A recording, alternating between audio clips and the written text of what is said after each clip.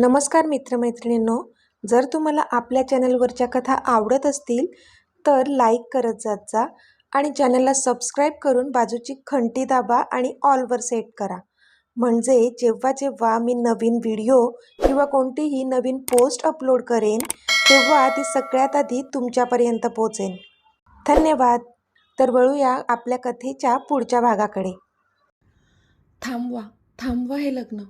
ओरडण्याचा जोराचा आवाज आला तसे सगळेजण त्या दिशेने पाहू लागले. पण समोर उभ्या असलेल्या त्या व्यक्तीला पाहून तर सगळेजण शॉक झाले होते. कारण ती व्यक्ती दुसरी तिसरी कोणी नसून अक्षय होता. अक्षय इथे आहे तर मग लग्न मंडपात कोण आहे? सगळेजण आश्चर्याने एकदा समोर उभ्या असलेल्या अक्षयकडे पाहत होते आणि एकदा सेहरा बांधून नवरदेवाच्या वेशात उभ्या असलेल्या आदीकडे. युविका पण समोर उभ्या असलेल्या अक्षयला पाहून शॉक झाली होती आणि थरथरत्या अंगाने आपल्या बाजूला उभ्या असलेल्या व्यक्तीवर तिची नजर स्थिरावली होती, ज्याच्याशी तिचं आत्ताच लग्न झालं होतं. आता पुढे. समोर उभ्या असलेल्या अक्षयला पाहून सगळेच जण चकित झाले होते, खास करून घरातले. त्यात आकांक्षा, रविराज, यशराज, आजोबा, मयुरी, सविता आत्या, अनु, अमर, अक्षता, अनय, परीचे आईवडील. पण सगळ्यात जास्त धक्का बसला होता तो म्हणजे सुमनताईंना. थांबवा हे सगळं, बंद करा, अक्षय पुन्हा रागात बोलला. अजूनही रागाने थरथरत होता तो. हा विवाह आता संपन्न झाला आहे, थांबवण्यासारखं काहीच नाहीये. भटजीबुवा बोलले, पण त्यावर अक्षयने मात्र हाताची मूठ रागात आवळली आणि भटजीकडे पाहिलं. मी नाही मानत हे लग्न, अक्षय पुन्हा जोरात ओरडला. तशा आकांक्षा पुढे आल्या आणि त्यांनी त्याला सावरलं. अक्षय, तू कुठे होतास? तू इथे तर मग त्या नवऱ्याच्या वेशात कोण आहे? आकांक्षांनी थरथरत विचारलं. तशी रागात त्याच्या अंगाची अजूनच लाही लाही झाली, कारण त्याला माहीत होतं की नवऱ्याच्या वेशात कोण उभा आहे. कोण आहेस तू आणि तुझी हिंमत कशी झाली हे सर्व करण्याची? यश, पोलिसांना फोन कर, आजोबा चिडून बोलले. ते आता भयंकर चिडले होते आणि आधीच्या समोर येऊन उभे होते. पण पोलिसांचं नाव ऐकूनच आजीला भीती वाटली. आजोबा, त्याची काहीच गरज नाही, आधी बोलला आणि त्याने त्याच्या चेहऱ्यावरून तो सेहरा काढून टाकला. पण समोर आधीला पाहून आजोबांसोबत समोरच्या सगळ्यांच्या पायाखालची जमीन सरकली होती. असे सगळेजण आवासून त्याच्याकडे पाहू लागले होते. सुमनताई तर डोळ्यात राग घेऊन त्याच्याकडे पाहत होत्या, कारण त्यांना फसवून त्याने युविकाशी लग्न केलं होतं, जे त्यांना अजिबातच मान्य नव्हतं. पण जसा आधीने तो सेहरा डोक्यावरून काढला आणि त्याचा तो चेहरा युविकाला दिसला, ती तर जागी स्तब्ध झाली. कधीपासून हातापायातला त्राण नसलेल्या तिच्यात काय माहिती एवढी कुठून शक्ती आली की ती जागची उठून उभी राहिली. त्याच्याकडे एकटक पाहत होती ती. इतकी जास्त शॉक झाली होती. तिला स्वप्नात पण वाटलं नव्हतं की आधीच्या डोक्यात हे असलं काही करण्याचा विचार घुमत असेल. पण स्वप्नात जरी तिने पाहिलं नसलं तरी प्रत्यक्षात घडलं होतं ते. तिच्या डोळ्यात आश्चर्य तर होतंच, पण त्यापेक्षा कितीतरी पटीने आनंद झळकत होता त्या डोळ्यांतून. कारण तिचं लग्न तिच्या आधीशी झालं होतं. डोळ्यात अश्रू तर ओठांवर स्माईल घेऊन ती त्याच्याकडे पाहत होती आणि स्वतःच्या गळ्यातलं मंगळसूत्र तिने तिच्या हातात घट्ट पकडून ठेवलं होतं. फायनली ती सौ युविका आदित्य इनामदार बनली होती, तिच्या आधीची हक्काची बायको. त्याने हट्टाने तिला आपलं बनवलं होतं, त्यामुळे त्याच्यावर किती किती जास्त प्रेम येत होतं तिला ह्या क्षणी. पण तशीच स्टॅच्यू बनून उभी होती ती एकाच जागी. आधीने नजरेनेच तिला स्माईल दिली आणि पुन्हा समोर पाहू लागला तो, कारण आता खूप मोठं महाभारत घडणार आहे ह्याची कल्पना होती त्याला आणि त्यासाठी तयारसुद्धा होता तो. आधी तू? आजोबा खूपच अविश्वासाने त्याच्याकडे पाहत बोलले. आधी, यू बास्टर्ड. अक्षय त्याच्या अंगावर धावून जाऊ लागला. तोच त्याला रविराजने पकडलं आणि थांबवलं.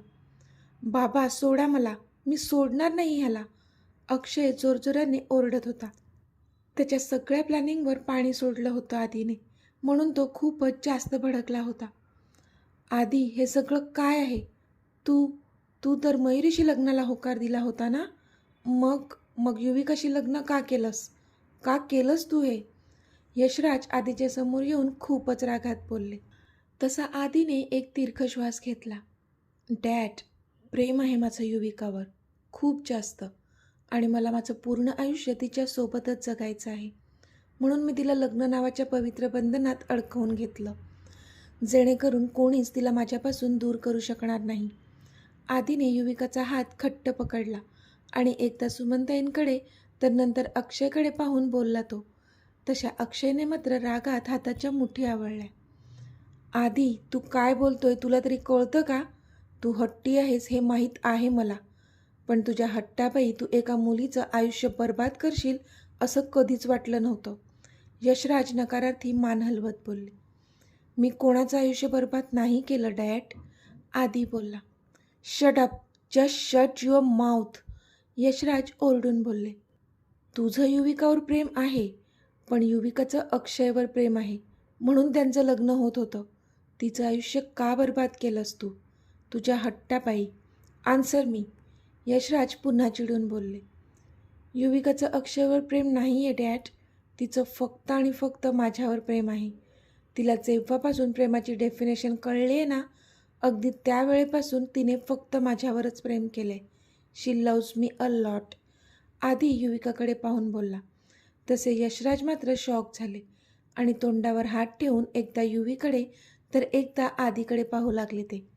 आणि आकांक्षा तर शॉकिंग नजरेने युवीकडे पाहू लागल्या होत्या. त्यांना विश्वास बसत नव्हता की ज्या युवीवर त्यांनी एवढा जीव लावला, एवढा विश्वास ठेवला, त्याच युवीने त्यांचा विश्वासघात केला होता. युवीने मात्र आता खाली मान घातली होती, कारण सगळ्यांच्या नजरा आता तिच्यावर रोखल्या होत्या. खूपच शॉकिंग नजरेने सगळे तिच्याकडे पाहू लागले होते, ज्या नजरा तिला सहन होत नव्हत्या. शिवाय त्या पॉयझनच्या प्रभावामुळे ती खूपच अस्वस्थ देखील झाली होती. पण ह्या सगळ्या भांडणात कोणाचं तिच्याकडे लक्ष नव्हतं. काही प्रेमबिम नाही आहे तिचं तुझ्यावर. पोरखेळ वाटतो का तुला हा सर्व? लहान आहे ती. तू तुझ्या खोट्या प्रेमाच्या जाळ्यात अडकवलंय तिला आणि आता असं कपट करून तिच्याशी लग्न केलंस. पण एक लक्षात ठेव, मी मानत नाही हे लग्न, सुमनताई आता चिडून बोलल्या. हो, काहीच प्रेमबिम नाही आहे ह्याचं, सगळा बनाव आहे. फक्त मला खाली पाडण्यासाठी ह्याने हे सगळं केलं आहे. आई बघितलंस, तूच आधी आधी करत असतेस ना, त्यालाच तुम्ही डोक्यावर बसवता ना नेहमी. बघितलं का आता तुमच्या लाडक्या आधीची करामत?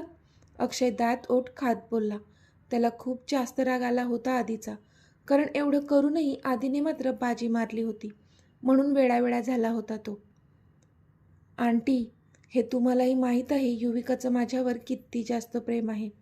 ह्या थोड्या दिवसात तुम्ही पाहिलंच आहे ते, आधी बोलला. तसं सुमनताईंनी नकारार्थी मान हलवत युविकाकडे पाहिलं तर ती खाली मान घालून उभी होती. प्रेम प्रेम प्रेम काय लावलंय हा? काही प्रेमबिम नाही आहे.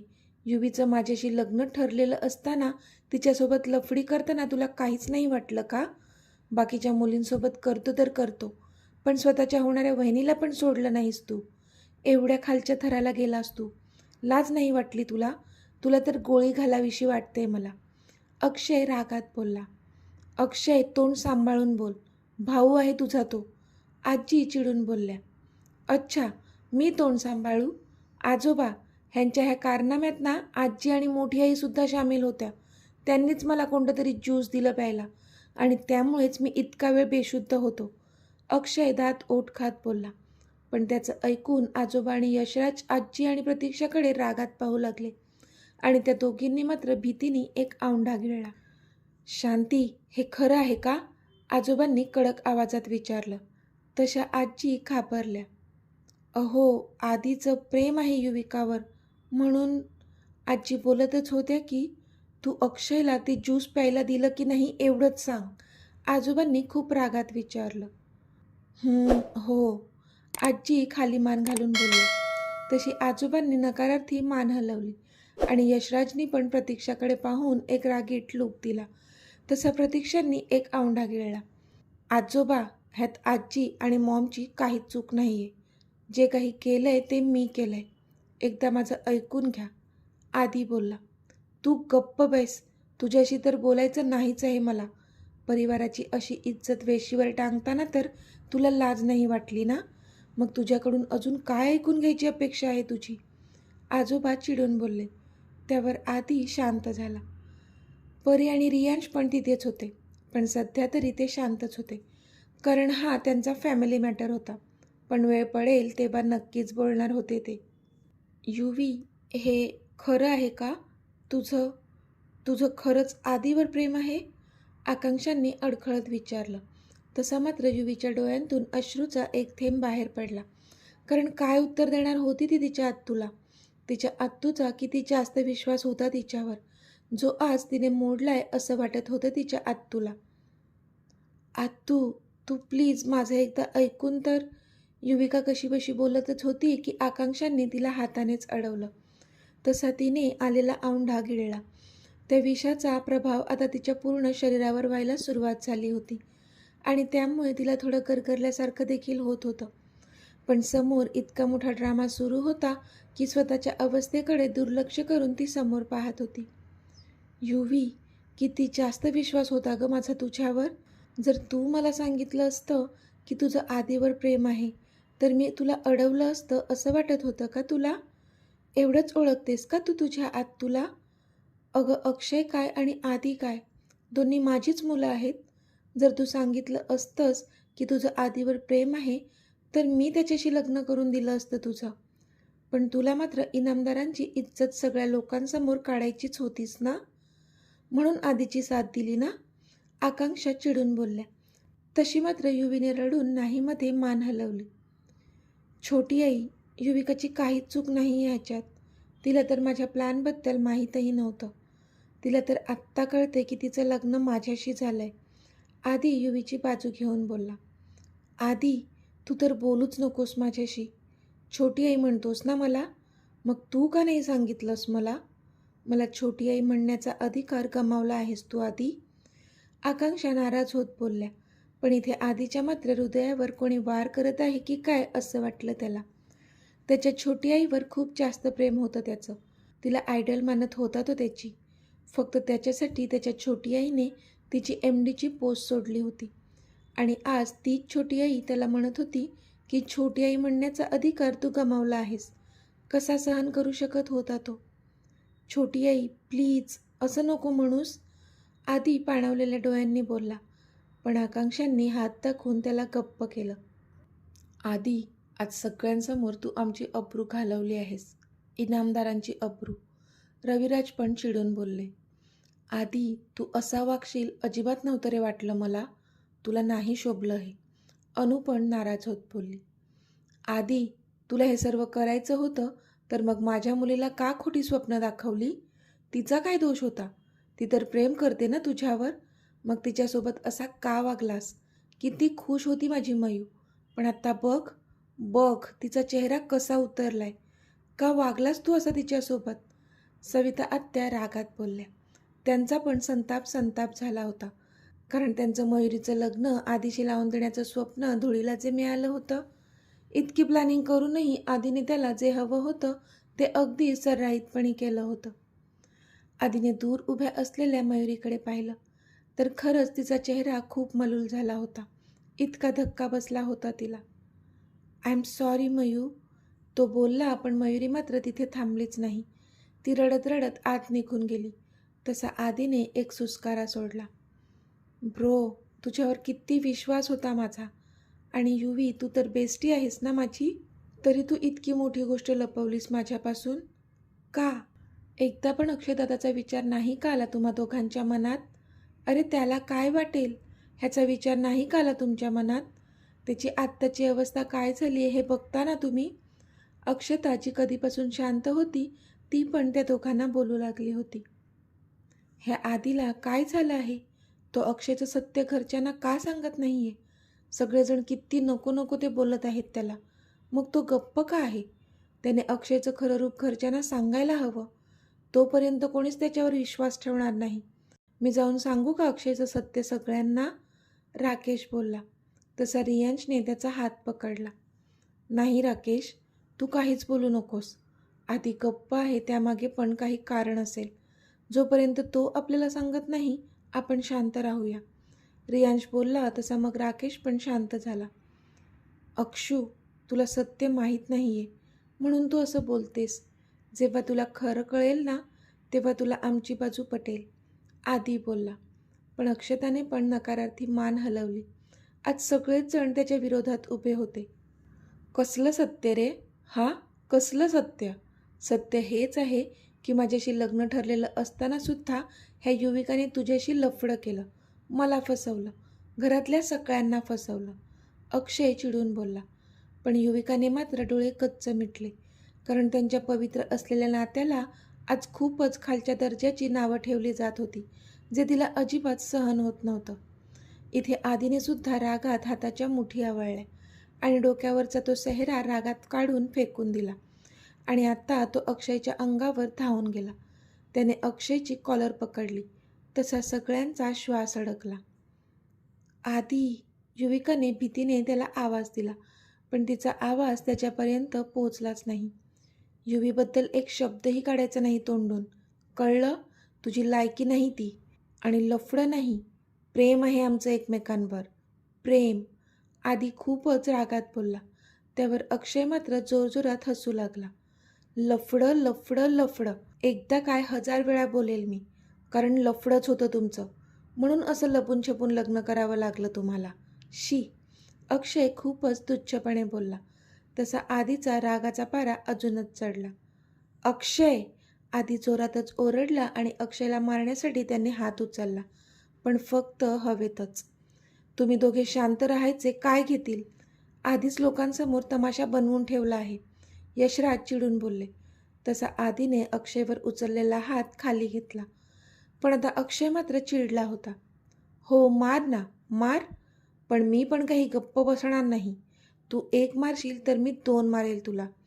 अक्षय चिडून बोलला आणि त्याने आधीला 1 पंच मारला.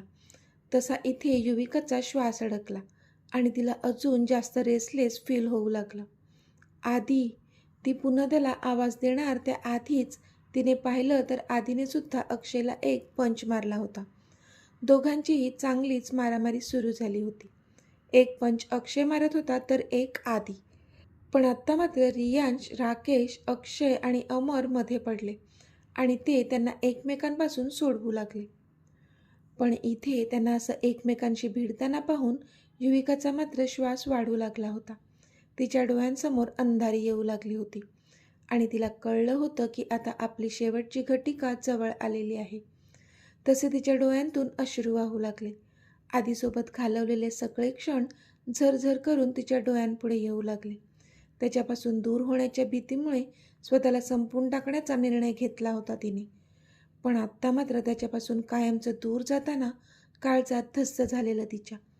याउलट त्याने त्याचं प्रेम सिद्ध केलं होतं आणि तिच्या गळ्यात मंगळसूत्र घालून तिला हक्काने स्वतःचं बनवलं होतं. पण त्याची पत्नी बनून जगण्याचं स्वप्न आता स्वप्नच राहणार होतं तिचं, कारण कितीही जगण्याची इच्छा वाटत असली तरी त्या पॉयझनने त्याचा गुणधर्म दाखवला होता आणि ते विष तिच्या शरीराच्या प्रत्येक अंगात भिनलं होतं. आणि आत्ता ह्या क्षणी शेवटचे श्वास मोजत होती ती. आधी, तिच्यामध्ये होती नव्हती तेवढी शक्ती लावली तिने आणि हृदयापासून त्याला साथ घातली तिने.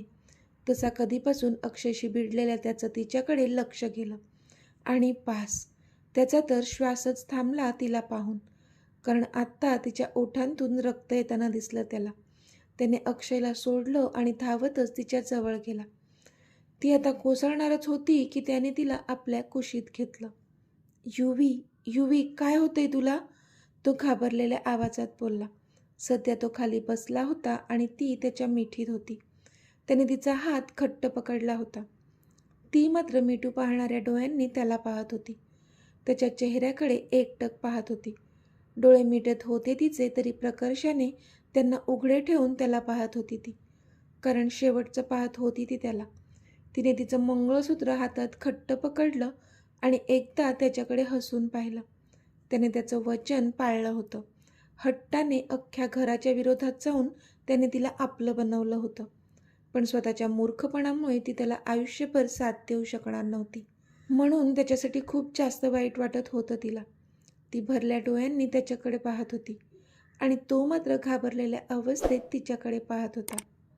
आय एम सॉरी आधी, ती थरथरत्या शब्दात बोलली आणि त्याचा हात सोडून डोळे मिटले तिने. तसा त्याचा तर श्वासच थांबला. तर मित्रमैत्रिणींनो, आजचा भाग तुम्हाला कसा वाटला ते मला कमेंटमध्ये सांगा. आणि जर आवडला असेल तर व्हिडिओला लाईक करा, शेअर करा आणि चॅनलला सबस्क्राईब करून बाजूची घंटी नक्की दाबा. चला तर भेटूया आपल्या पुढच्या भागात. तोपर्यंत धन्यवाद.